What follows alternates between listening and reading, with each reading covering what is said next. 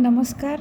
या व्हिडिओमध्ये आपण बघणार आहोत इयत्ता 9वी गणित भाग 1 अर्थनियोजनाचा पुढचा भाग कर आकारणी. कर आकारणी म्हणजे टॅक्सेशन, बरोबर, इंग्रजीमध्ये म्हणतात टॅक्सेशन. आता ही कर का आकारला जातो, ही कर आकारणी का केली जाते, बरोबर, हे आपण इथे बघणार आहोत. तसंच आयकर म्हणजे काय हे बघणार आहोत. आयकर गणनेसाठी महत्त्वाच्या बाबती आणि करपात्र उत्पन्न हे पॉईंट जे आहेत आणि आयकर गणना त्याच्या ज्या सारणी त्यांनी दिलेल्या आहेत पाठ्यपुस्तकात, त्या आपण इथे ह्या व्हिडिओमध्ये मी शिकवणार आहे.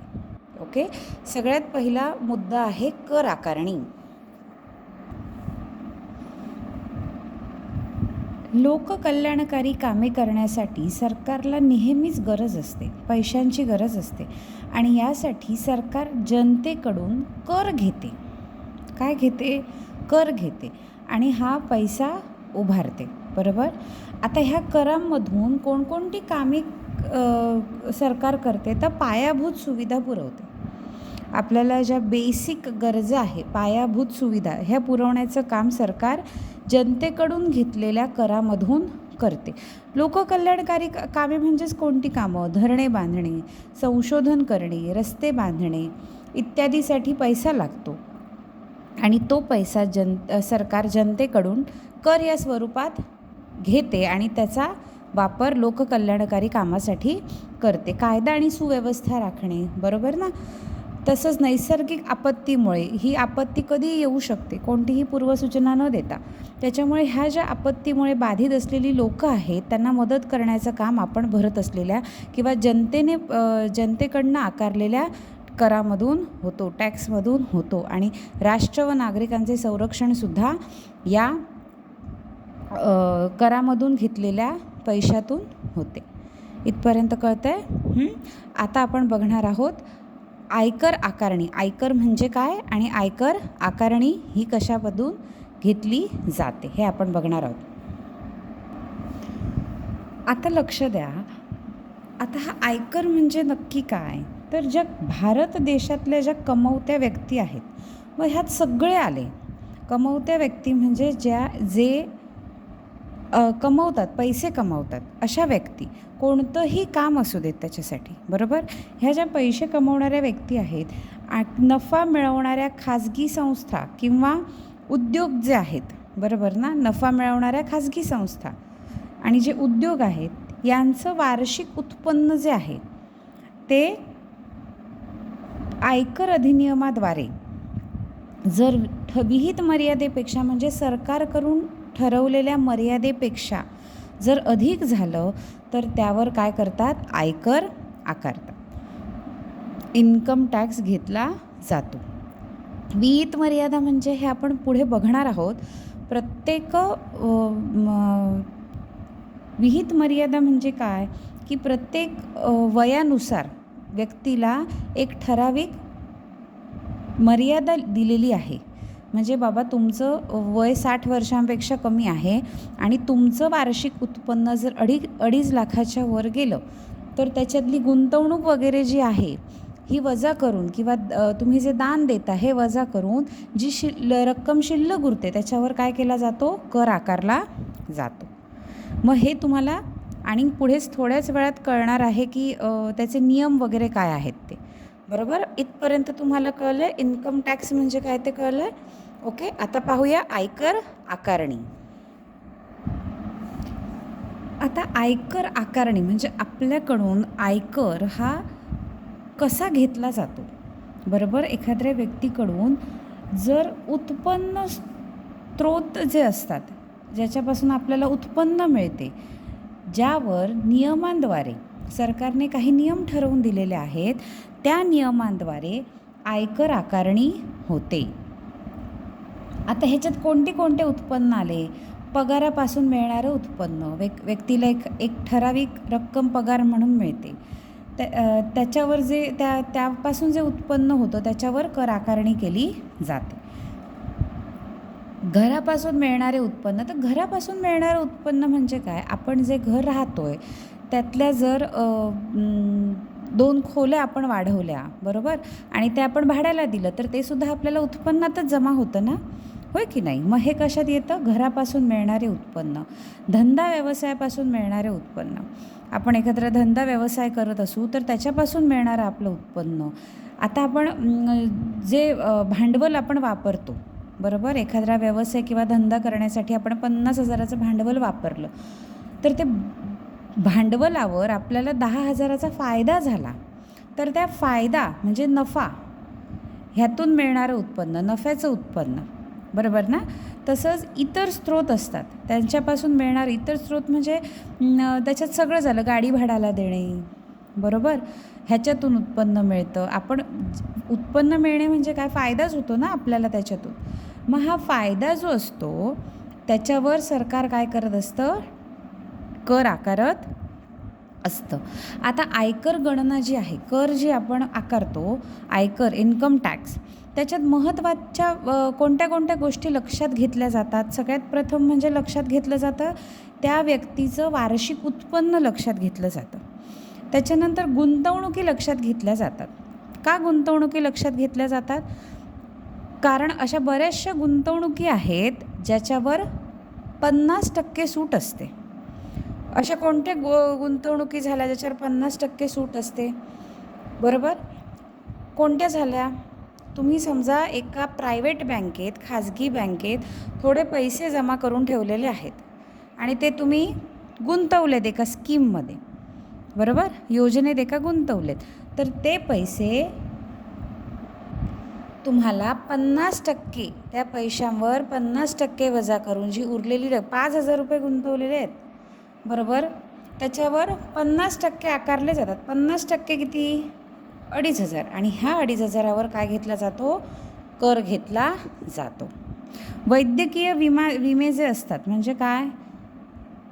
Medical policies. वैद्यकीय विमा म्हणजे मेडिकल पॉलिसीज, ज्याच्यावर स्वतःचा किंवा स्वतःच्या आईवडिलांचा जर विमा असेल तर त्याच्यावर 100% कर सवलत असते. म्हणजे त्याच्यावर कोणत्याही प्रकारचा कर सरकार घेत नाही. तसंच देणग्या असतील, खाजगी देणग्या जर तुम्ही देत असाल आणि त्याच्या पावत्या जर तुमच्याकडे असतील तर त्याच्यावर सुद्धा कोणतीही कर आकारणी होत नाही. कळलं? तसंच आता हे जे सर्व खर्च करून आपल्याकडे जी शिल्लक उरते, बरोबर, विमे, त्यांचं गुंतवणुकी, नंतर देणग्या, एवढं सगळं खर्च करून जर एखाद्या व्यक्तीकडे 40,000 रुपये वर्षाचे उरत असतील,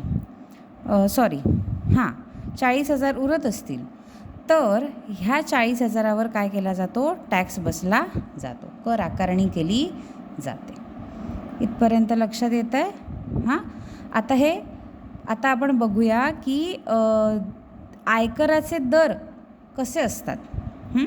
कोणाकोणाला कितीपर्यंत आयकर बसतो, बरोबर ना. हे आता कसं असतात हे आपण बघूया.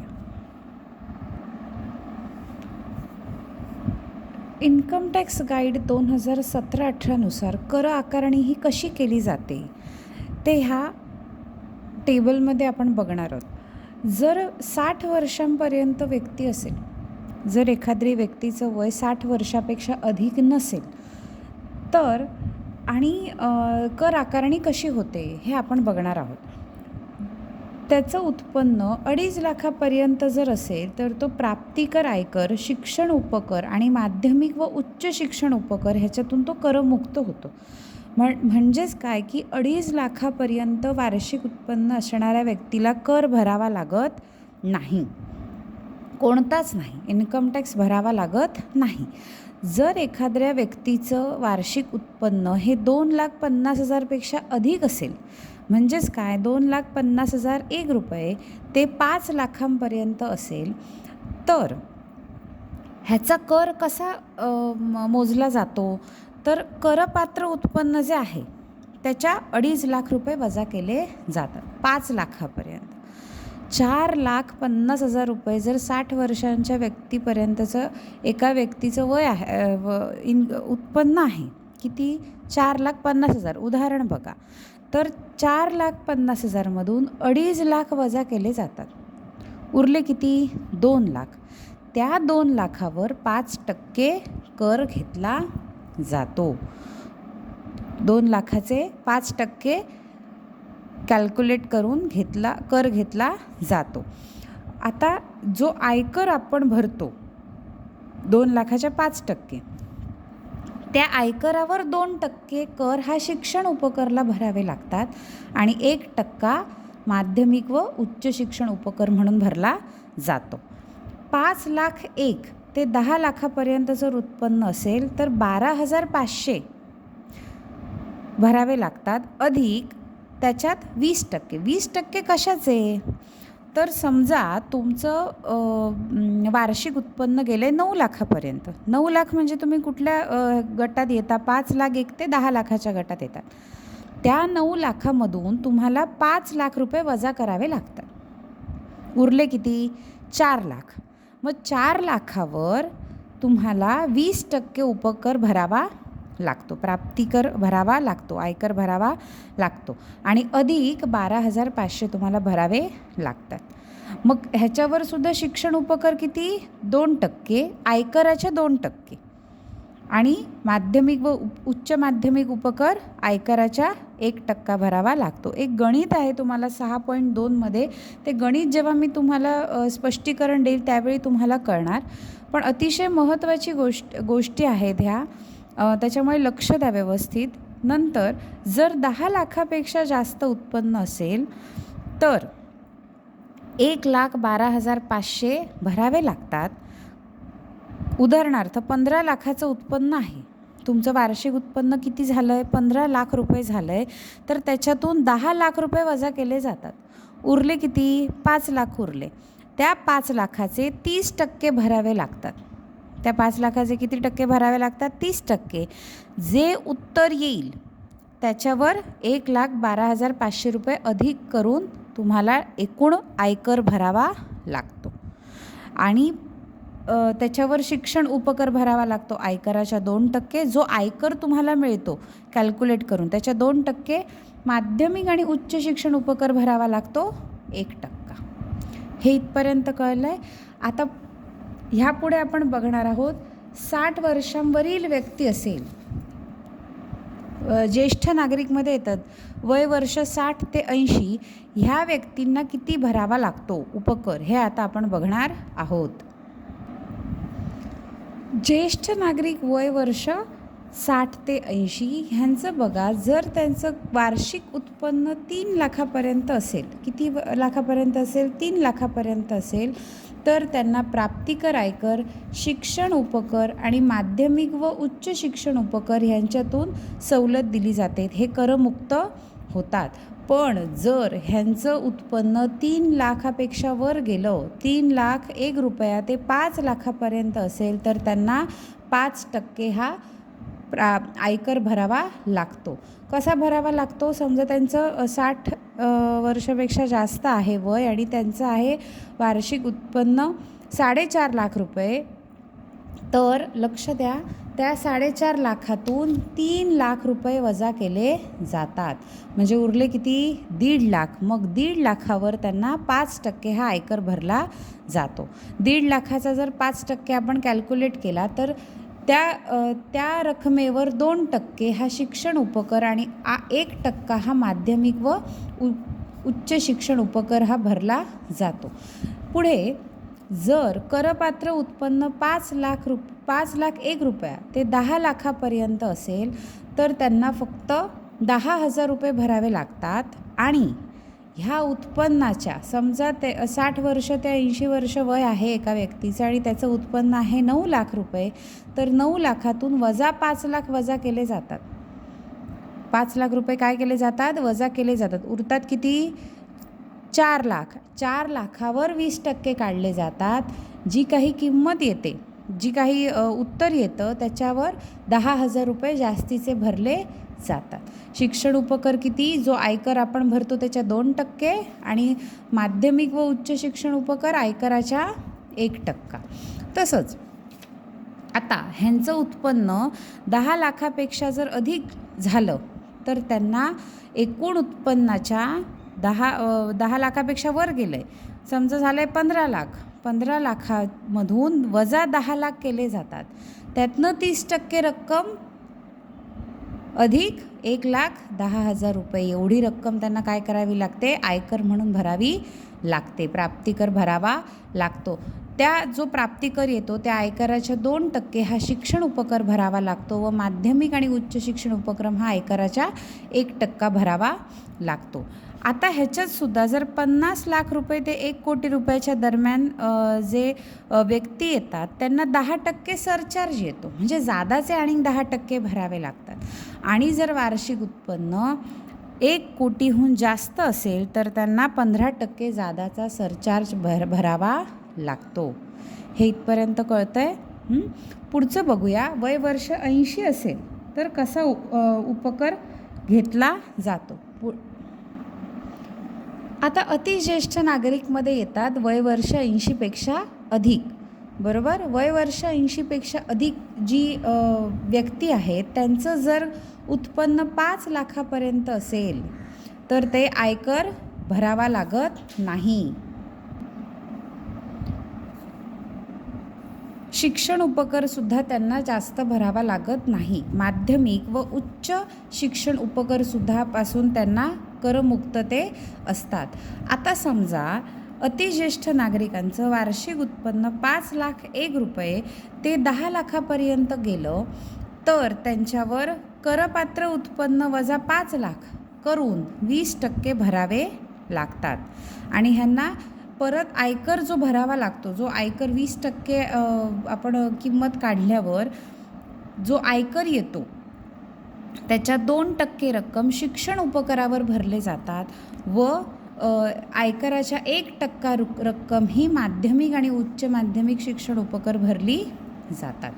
आता समजा त्या व्यक्तीचं वार्षिक उत्पन्न ज्याचं वय 80 वर्षापेक्षा जास्त आहे, अतिज्येष्ठ नागरिकांमध्ये येतात, त्यांचं जर वार्षिक उत्पन्न 10 लाखापेक्षा वर गेलं तर त्यांना करपात्र जे उत्पन्न आहे वजा 10 लाख करून ती जी किंमत येते त्याच्यावर 30% काढावे लागतात, 30% रक्कम भरावी लागते, अधिक 1 लाख रुपये भरावा लागतो. शिक्षण उपकर किती भरावा लागतो, आयकराच्या 2%. तसंच माध्यमिक आणि उच्च माध्यमिक शिक्षण उपकर आयकराच्या 1% भरावा लागतो. तसंच त्यांनी खाली बघा अजून लिहून दिलेलं आहे, वार्षिक उपकर जर 50 लाख रुपये ते 1 कोटी रुपयांच्या दरम्यान जर असेल तर त्यांना 10% सरचार्ज बसावा लागतो आणि 1 कोटी रुपयाहून अधिक असेल तर त्यांना आयकराच्या 15% सरचार्ज भरावा लागतो. आता हे शिक्षण उपकर आणि माध्यमिक आणि उच्च माध्यमिक उपकर म्हणजे काय, तर शिक्षण उपकर म्हणजे देशातील जो शिक्षण आहे त्याच्याकरता द्यावा लागणारा कर, आणि माध्यमिक व उच्च माध्यमिक शिक्षण उपकर म्हणजे माध्यमिक आणि उच्च शिक्षणाकरता द्यावा लागणारा कर. देशासाठी आपल्याला हे कर द्यावे लागतात. इथपर्यंत कळतंय? ओके.